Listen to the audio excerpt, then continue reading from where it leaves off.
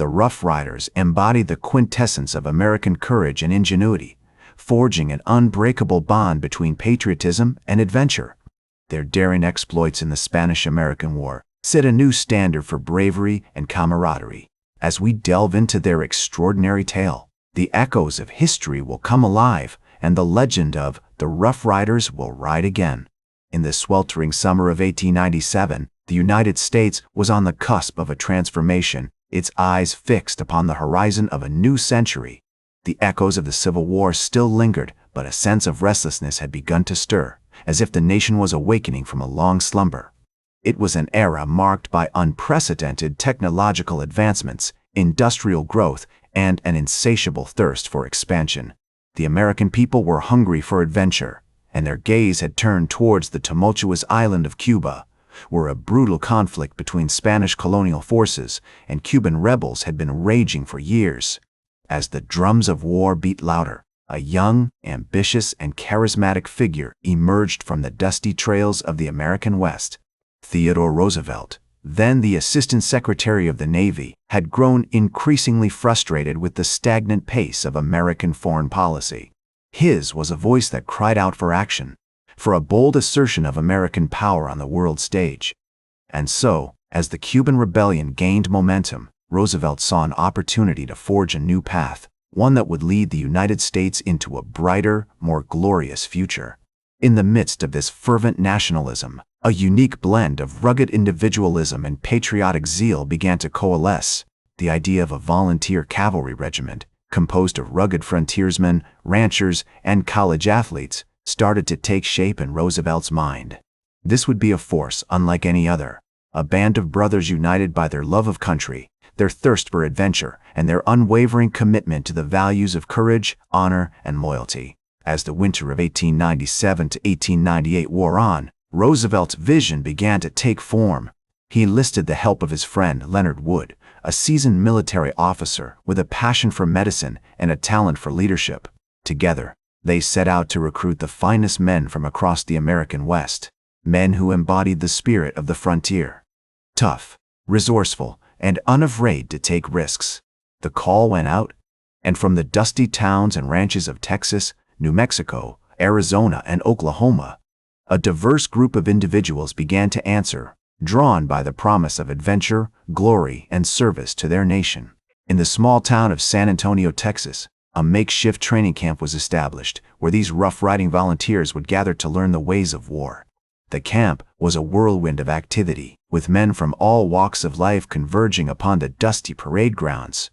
There were cowboys from the ranches of Texas, miners from the hills of Colorado, and college students from the Ivy League universities of the East Coast. They came from different backgrounds, but they shared a common bond, a desire to prove themselves, to test their mettle in the crucible of combat, and to forge a new identity as American warriors. As the recruits began to arrive, they were greeted by the imposing figure of Leonard Wood, who would serve as their commander. Wood was a man of great stature, with a commanding presence and an unwavering commitment to discipline and duty. He was tasked with transforming this ragtag group of volunteers into a cohesive fighting force, one that could withstand the rigors of modern warfare and emerge victorious on the battlefields of Cuba. The training was grueling, with long hours of drill, rifle practice, and horsemanship. The men were pushed to their limits as they struggled to master the intricacies of military protocol and the harsh realities of combat. But despite the challenges, a sense of camaraderie began to emerge, forged in the fire of shared hardship and common purpose. These rough-riding volunteers were becoming a band of brothers, united by their love of country, their thirst for adventure, and their unwavering commitment to one another. As the days turned into weeks, the Rough Riders continued to train, their skills honed by the relentless drill and discipline imposed by Leonard Wood. The men learned to ride, shoot, and fight as a cohesive unit, their individual strengths and weaknesses slowly giving way to a sense of collective purpose. In the midst of this transformation, Theodore Roosevelt, now resigned from his position as Assistant Secretary of the Navy, arrived in San Antonio, eager to join the regiment he had helped create. His presence was met with excitement and admiration, for the men knew that they were being led by a true believer, a man who embodied the very spirit of American adventure and patriotism. Roosevelt's arrival marked a significant turning point in the training of the Rough Riders. He brought with him a wealth of knowledge and experience, gained from his years as a rancher and hunter in the Badlands of North Dakota. His expertise in horsemanship and marksmanship was unparalleled, and he quickly set about imparting his skills to the men. Under his guidance, the Rough Riders began to take shape as a formidable fighting force, capable of withstanding the harsh conditions of modern warfare. The men were trained in the use of the Krag-Jorgensen rifle, a Norwegian-made weapon that was superior to the Spanish rifles they would soon face. They learned to ride and fight on horseback, using tactics developed by the great cavalry leaders of the American West. As the training progressed, the Rough Riders began to develop their own unique culture and identity. They adopted a distinctive uniform, complete with a brown hat, blue shirt, and trousers tucked into high boots. The men were a rough and tumble bunch, but they took pride in their appearance, knowing that they were representing the United States on the battlefield. They also developed a strong sense of camaraderie, forged in the fire of shared hardship and common purpose. The men came from different backgrounds, but they found common ground in their love of country, their thirst for adventure, and their unwavering commitment to one another. In late April 1898, the Rough Riders received orders to prepare for deployment to Cuba. The men were ecstatic, knowing that they would soon be embarking on the adventure of a lifetime. They spent the next few days packing their gear, saying goodbye to their loved ones, and preparing themselves for the challenges that lay ahead. On May 1, 1898, the Rough Riders boarded trains in San Antonio, bound for the port city of Tampa, Florida, where they would embark on ships destined for Cuba. The men were filled with excitement and anticipation, knowing that they were about to play a key role in one of the most significant conflicts of the late 19th century. As the trains rumbled eastward, the Rough Riders caught glimpses of the American landscape, a vast and varied expanse of cities, towns, and countryside. They saw the sun rise over the rolling hills of Texas, casting a golden glow over the desert landscape. They watched as the landscape gave way to the lush forests and swamps of Louisiana, teeming with life and filled with the sounds of birdsong and buzzing insects. The men were struck by the beauty and diversity of their country, and they felt proud to be representing the United States on the battlefield. As the trains carrying the Rough Riders rumbled into Tampa, Florida on May 2, 1898, the men were struck by the chaos and confusion that surrounded them. The port city was a bustling hub of activity, with troops, supplies, and equipment pouring in from all directions. The Rough Riders were greeted by the sight of ships anchored in the harbor, their decks crowded with soldiers, horses, and cargo. The air was thick with the smell of coal smoke, sweat, and salt water as the men struggled to make sense of the chaotic scene unfolding before them. Under the guidance of Leonard Wood, the Rough Riders quickly set about disembarking from the trains and making their way to the docks, where they would board the ships that would carry them to Cuba. The process was slow and laborious, with men, horses, and equipment being loaded onto the vessels in a seemingly endless stream. Theodore Roosevelt, ever the leader, was everywhere at once, directing his men, calming nerves, and exhorting them to hurry as they prepared to set sail for the war zone. As the Rough Riders boarded their assigned ships, they were struck by the cramped and uncomfortable conditions that awaited them. The vessels were overcrowded, with men packed tightly into narrow bunks and hammocks, while horses and equipment were crammed onto the decks. Despite these challenges, the men remained in high spirits, eager to get underway and begin their journey to Cuba. They spent their time on board playing cards, telling stories, and speculating about what lay ahead. As the ships slowly made their way out of Tampa Bay and into the open waters of the Gulf of Mexico, the sea voyage was not without its challenges, as the Rough Riders faced rough seas, sweltering heat, and the ever-present threat of Spanish naval patrols.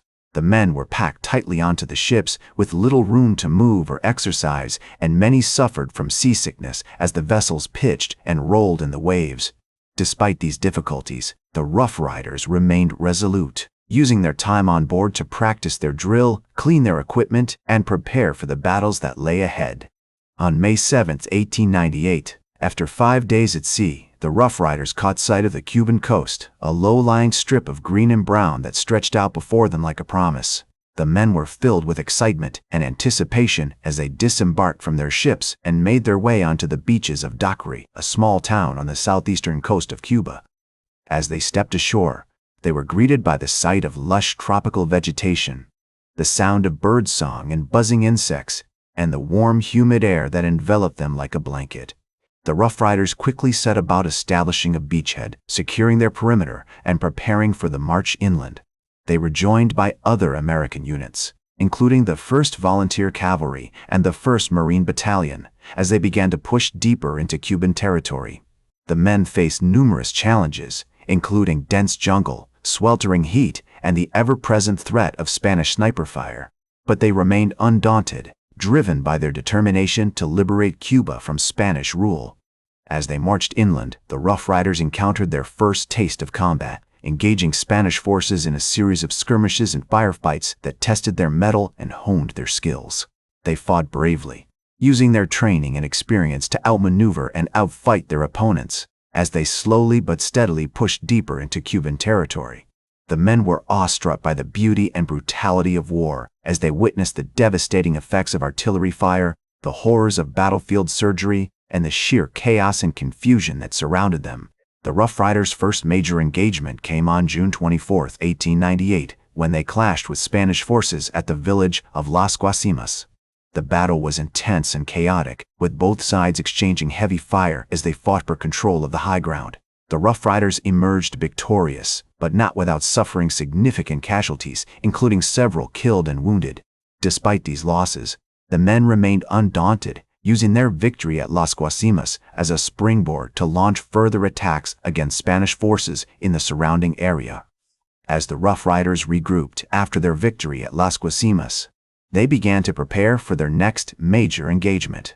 The Spanish forces, led by General Arsenio Martinez Campos, were retreating towards the city of Santiago de Cuba, and the American commanders, including General William Shafter, were determined to pursue them. The Rough Riders, along with other American units, were tasked with securing the high ground around the village of El Caney, which controlled access to the San Juan Heights, a strategic ridge that dominated the approach to Santiago. On June 30, 1898, the Rough Riders set out on the march towards El Caney, accompanied by the 1st Volunteer Cavalry and the 2nd Massachusetts Infantry. The men were exhausted from the previous day's fighting, but they pressed on, driven by their determination to support the American advance. As they approached the village, they came under heavy fire from Spanish forces who were entrenched in fortified positions around the town. The Rough Riders dismounted and began to return fire, using their Krag-Jorgensen rifles to good effect against the Spanish defenders. The battle for El Caney was fierce and intense, with both sides exchanging heavy fire as they fought for control of the village. The Rough Riders, led by Theodore Roosevelt, charged forward on foot, using their training and experience to outmaneuver the Spanish defenders. They were supported by the 2nd Massachusetts Infantry, who provided covering fire from a nearby hill. As the fighting raged on, the Rough Riders began to gain ground, slowly but steadily, pushing the Spanish forces back towards the center of the village. Meanwhile, the 1st Volunteer Cavalry, led by Colonel Leonard Wood, had worked their way around the flanks of the Spanish position, using their knowledge of the terrain to outflank the defenders. They launched a surprise attack on the Spanish rear, catching them off guard and causing chaos and confusion among the enemy ranks. The combination of the Rough Riders' frontal assault and the 1st Volunteer Cavalry's flanking maneuver proved too much for the Spanish forces, who began to retreat in disarray. As the Spanish defenders fell back, the Rough Riders and their supporting units pursued them, pushing forward into the village and securing key positions around the town. The battle for El Caney was a significant victory for the American forces, as it gave them control of the high ground around the San Juan Heights and paved the way for their advance on Santiago de Cuba. The Rough Riders had played a key role in the battle, using their training, experience, and bravery to overcome the Spanish defenses. As the dust settled after the battle, the Rough Riders regrouped and tended to their wounded. They had suffered significant casualties, including several killed and many more wounded. Theodore Roosevelt, who had led the charge on foot, was unscathed but exhausted, his boots torn and his uniform covered in dust and sweat. Despite the challenges they had faced, the men were exhilarated by their victory, knowing that they had taken a crucial step towards liberating Cuba from Spanish rule. As the Rough Riders regrouped after their victory at El Caney, They began to prepare for the next phase of the campaign, which would take them to the San Juan Heights, a strategic ridge that dominated the approach to Santiago de Cuba. The American commanders, including General William Shafter, were determined to seize the heights, which would give them a decisive advantage over the Spanish forces and pave the way for the capture of the city. The Rough Riders, led by Theodore Roosevelt, were tasked with supporting the 1st Volunteer Cavalry and the 2nd Massachusetts Infantry in the assault on the San Juan Heights. The men were exhausted from the previous day's fighting, but they were buoyed by their victory at El Caney and eager to press on. As they marched towards the San Juan Heights, they could see the Spanish defenses in the distance, a series of trenches and fortifications that stretched across the ridge. The American forces began their assault on the San Juan Heights on July 1, 1898, with a barrage of artillery fire that pounded the Spanish positions. The Rough Riders, along with the other American units, then launched a frontal assault on the heights, charging up the slope under heavy fire from the Spanish defenders.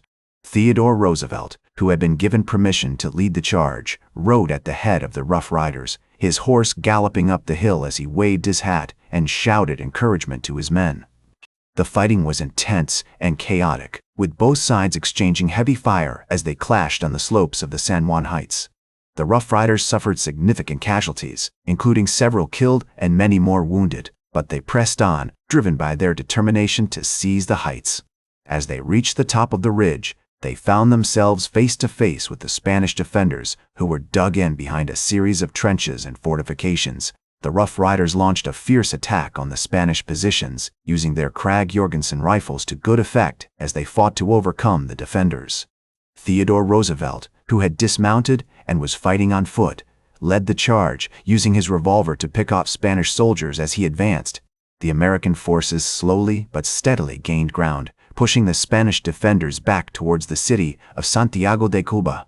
As the battle raged on, the Rough Riders found themselves supported by other American units, including the 1st Volunteer Cavalry and the 2nd Massachusetts Infantry. Together, they fought to secure the San Juan Heights, which would give them a decisive advantage over the Spanish forces. The fighting was brutal and intense, with both sides suffering heavy casualties. But the American forces ultimately emerged victorious, securing the heights and paving the way for the capture of Santiago de Cuba. As the dust settled after the battle, the Rough Riders regrouped and tended to their wounded. They had suffered significant casualties, including several killed and many more wounded, but they were exhilarated by their victory, knowing that they had taken a crucial step towards liberating Cuba from Spanish rule. Theodore Roosevelt, who had led the charge on the San Juan Heights, was hailed as a hero, his bravery and leadership in the face of enemy fire earning him widespread acclaim. The Rough Riders spent the next few days consolidating their position on the San Juan Heights, securing their perimeter, and preparing for the next phase of the campaign.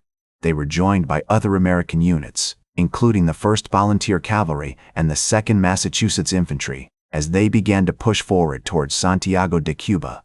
The city was now within sight, its buildings and streets visible in the distance as the American forces prepared to launch their final assault. The Spanish forces, led by General Arsenio Martinez Campos, were determined to defend the city, but they were outnumbered and outgunned by the American forces. As the Rough Riders and other American units advanced on Santiago de Cuba, the Spanish defenders began to falter, their morale sagging as they faced the prospect of defeat. The American forces, on the other hand, were buoyed by their victories at El Caney and the San Juan Heights, and they pressed on with renewed confidence and determination. On July 3, 1898, the Rough Riders and other American units launched a final assault on Santiago de Cuba, advancing on the city under heavy fire from the Spanish defenders.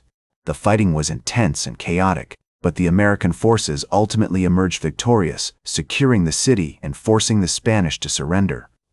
The Rough Riders had played a key role in the campaign, using their bravery and determination to help liberate Cuba from Spanish rule. As the American forces occupied Santiago de Cuba, the Rough Riders were hailed as heroes, their bravery and sacrifice earning them widespread acclaim. Theodore Roosevelt, who had led the regiment throughout the campaign, was praised for his leadership and courage, and he would go on to become one of the most famous and influential figures in American history.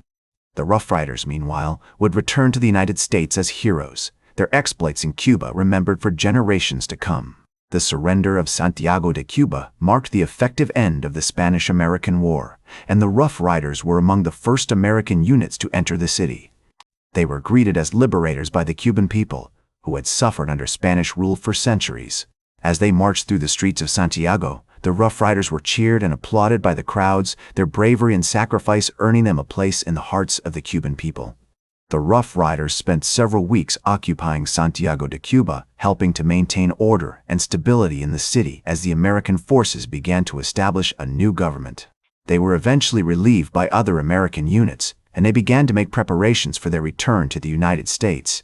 As they sailed away from Cuba, the Rough Riders knew that they had accomplished something truly special, liberating a nation from tyranny and earning a place in history as one of the most courageous and determined regiments in American military history. The journey back to the United States was long and arduous, but the Rough Riders were buoyed by their sense of pride and accomplishment.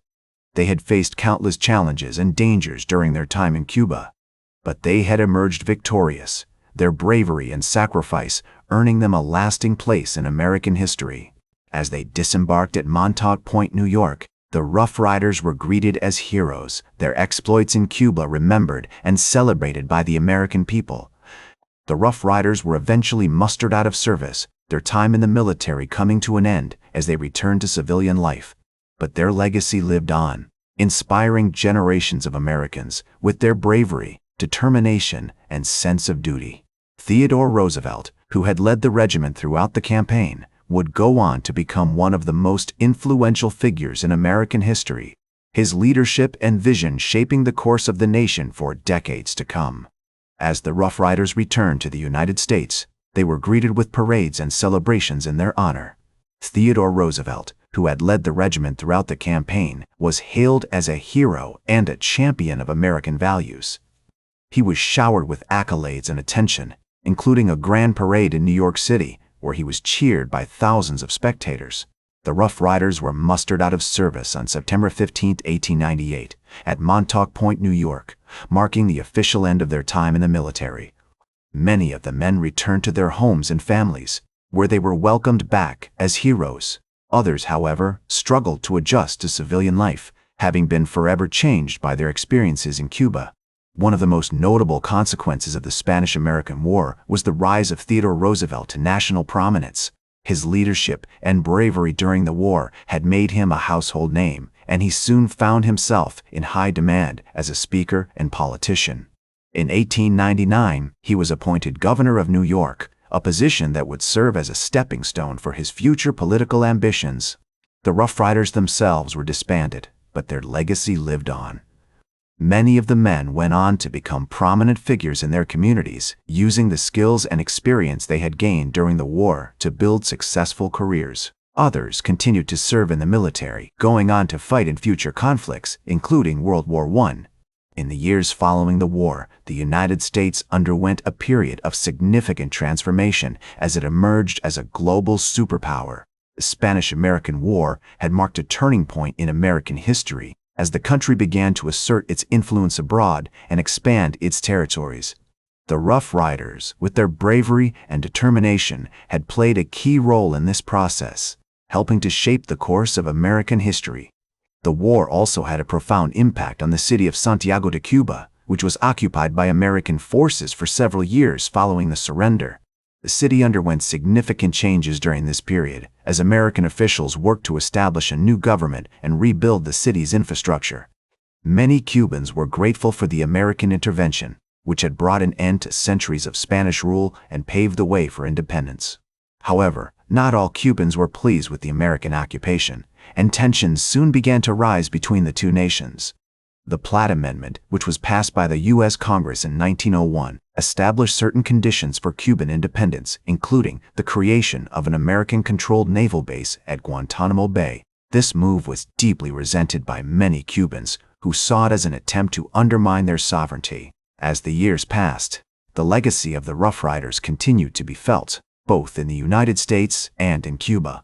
The regiment's bravery and determination had inspired a generation of Americans, and their exploits during the Spanish-American War would never be forgotten. The war itself had marked a significant turning point in American history, as the country emerged as a global superpower and began to assert its influence abroad. In 1900, Theodore Roosevelt was nominated for vice president by the Republican Party, running alongside President William McKinley. The ticket won the election, and Roosevelt became Vice President of the United States. Just 6 months later, however, President McKinley was assassinated, and Roosevelt found himself thrust into the presidency. He would go on to serve as president from 1901 to 1909, using the experience and leadership skills he had gained during the Spanish-American War to shape his policies and guide the nation. The Rough Riders' legacy continued to be celebrated in the years that followed, with numerous reunions and commemorations taking place. In 1917, a reunion was held at the home of Theodore Roosevelt, where many of the surviving members of the regiment gathered to reminisce about their time in Cuba. The event was a poignant reminder of the bonds that had been forged during the war and the lasting impact that the Rough Riders had had on American history. As the last surviving members of the Rough Riders began to pass away, their legacy was ensured through the establishment of museums, memorials, and other tributes. The Theodore Roosevelt Association, founded in 1919, worked tirelessly to preserve the history of the regiment and promote the values of its famous leader. Today, the Rough Riders remain one of the most iconic and revered regiments in American military history, their bravery and determination continuing to inspire new generations of Americans. The Rough Riders' bravery and determination in the face of overwhelming odds not only shaped the outcome of the Spanish-American War, but also left an indelible mark on American history, symbolizing the nation's emergence as a global superpower and inspiring future generations to stand up for freedom and democracy. The legacy of the Rough Riders continues to resonate with us today, a testament to the enduring power of heroism and the human spirit. Thank you for joining me throughout this historical journey. That's all for today's History with Herodotus. Remember to like, share, and subscribe. And until next time, remember that, to understand the present, we must first understand the past.